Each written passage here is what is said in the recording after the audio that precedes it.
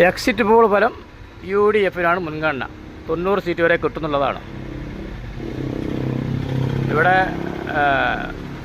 ഇത് കണ്ടിട്ടാണോ എന്താ അറിയില്ല, PV അൻവർ പറഞ്ഞിട്ടുണ്ട് ഞാൻ മൊട്ടയടിച്ച് നടക്കും. റിയാസിനെ വെല്ലുവിളിക്കുന്നുണ്ട്.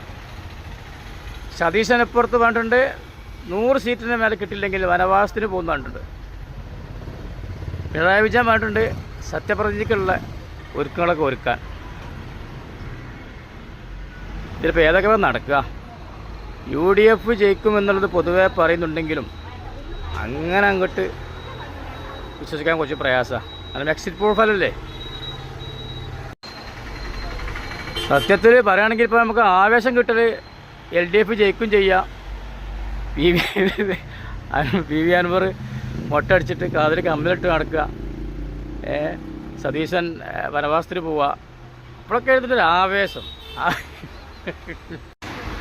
ഗ്രൗണ്ടിന് പുറത്തിരുന്ന് കളി കാണുന്നവരുടെ ആവേശം അങ്ങനെയൊക്കെയാണ്.